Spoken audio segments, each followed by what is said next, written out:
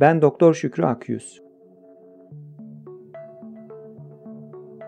Stent, damardaki darlığın açılmasında kullanılan telden örme küçük bir boru. Gördüğünüz gibi birkaç milimetre büyüklüğünde olup esnek bir yapı. Altındaki balon şişirilince şu şekilde açılır. Kalp çalışabilmesi için gerekli oksijeni kendi damarları vasıtasıyla alır. Bazı kişilerde yıllar boyunca damar duvarında biriken yağların damar içine doğru büyüyerek çıkıntı yapması sonucu damarlar daralır. Darlığın sonrasına kanın geçişi, dolayısıyla da oksijenin verilmesi zorlaşır. Bu, göğüs ağrısı ya da nefes darlığı gibi şikayetlerin gelişmesine neden olabilir. Peki bu durumda stent nasıl takılır? Kateter laboratuvarında hastanın kalbi hizasından geçen X ışını sayesinde elde edilen görüntüleri karşımızdaki ekrandan takip ederiz. Biz bu görüntülere bakarak nerede ne yaptığımızı anlarız.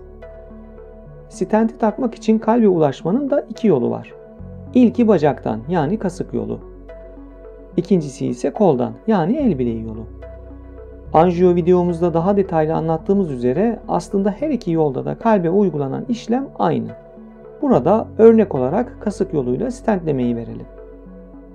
Hasta ağrı hissetmesin diye kasığı uyuşturduktan sonra bir iğne ile damara gireriz ve bunun içinden de bir tel göndeririz.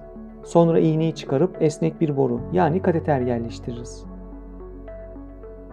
Giriş kateterin içinden bir teli kalbe kadar göndeririz.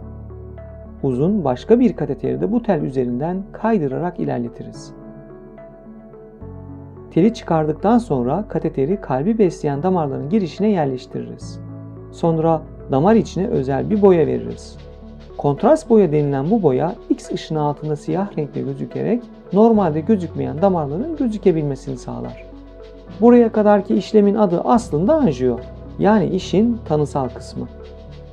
Devam ettiğimiz tedavi kısmında damardaki dar yeri tespit ettikten sonra kıl kadar ince bir teli bu dar yerden geçiririz. Tel üzerinden bir balon göndeririz ve şişiririz. Böylece damar açılır ve kan akımında anında artış sağlanır.